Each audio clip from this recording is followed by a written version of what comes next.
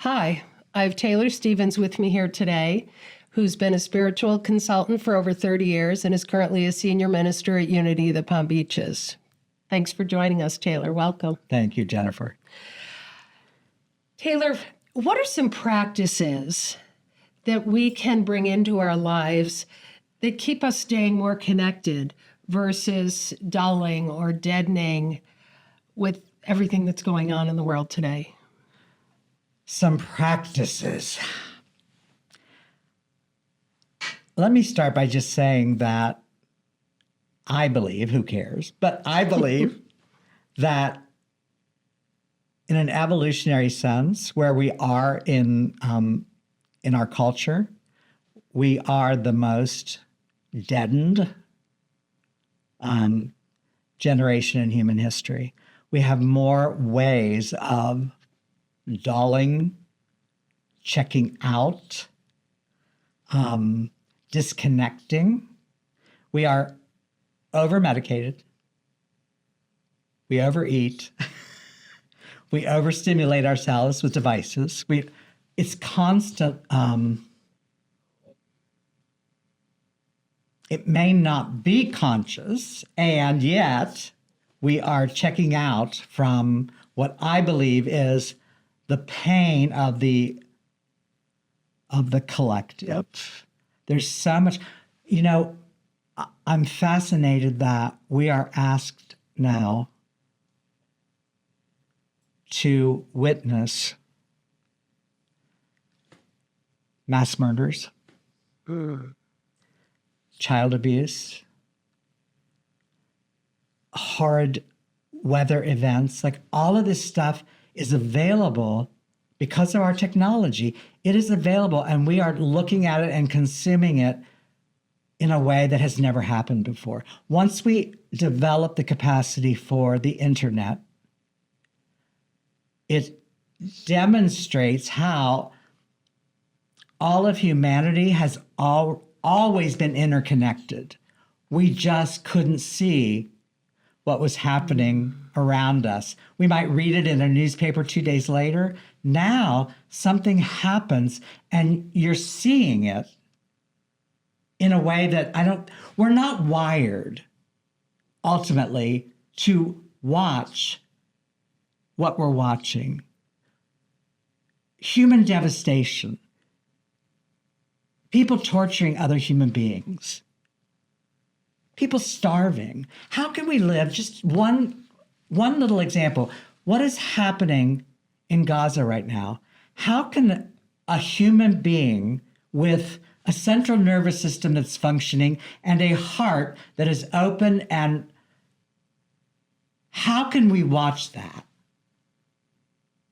and have the capacity to actually watch it and to participate in a way that is awakened and even helpful, energetically, emotionally, spiritually? We want to turn away. That's one tiny example of what we're experiencing in our world. And so to have a conversation now with somebody when they don't look at their phone is rare. It's so rare.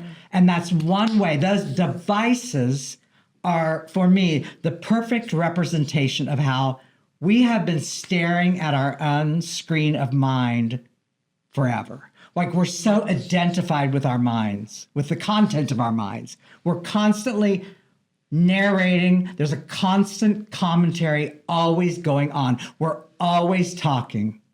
And so the device now is representative of the screen of our mind. And as long as we keep thinking, as long as we stay distracted, as long as we're deadening, we think we can escape what's happening in our world. We are holographic beings. Every single cell of our body is a little hologram, and so the entire universe is contained in each and every cell of our being. Now, that may be a stretch for some of the people listening, but I promise you that's true. And so the pain in Gaza is actually happening inside of us. And so at a certain level, how can we not deaden? So it's almost, I'm hearing almost like a vicious circle. It's happening. It's so readily available. We watch it, but then it's too much. And so we check out. And we just keep chasing. But see, it's in order to heal individually and collectively, we have to develop a capacity to open to what we are experiencing, to stay with it, and to participate with it consciously. That's what heals. But right now, we're all checking out in record numbers. Mm-hmm. And so people aren't present. And healing requires presence. It doesn't happen without presence. And so the greatest gift of a relationship, see if I can say this in a way that's,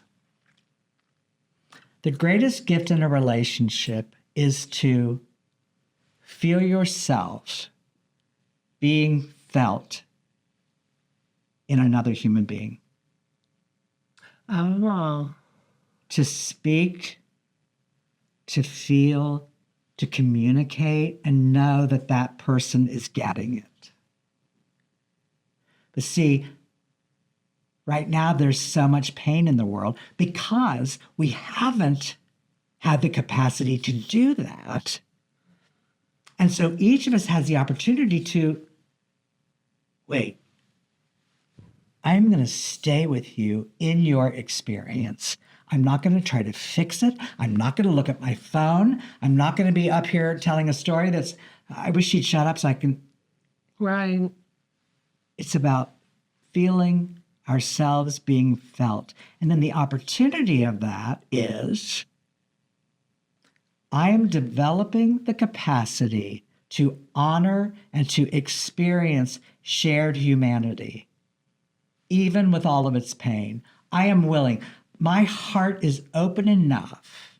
I may have to, let me take a break from that. I do not saturate myself in news. Mm-hmm. I also don't check out from what's happening in the world. So there's a balance point of, let me look at this, but I'm not going to stare at it. Which shifts from, if you can stay present with it, it turns a deadening possibility into a compassionate experience. Absolutely, and it becomes more enlivening, right? Mm-hmm. So most people today, absence. And what I'm saying is, okay, if you need to absence, you're checking out. Okay. Work on presence. Mm-hmm. Where I used to absence, now I presence. There was a situation with the hostages. 5 of the hostages were murdered in Gaza. And I watched an interview with the mother of one of the murdered hostages. And I felt as if she was in my heart.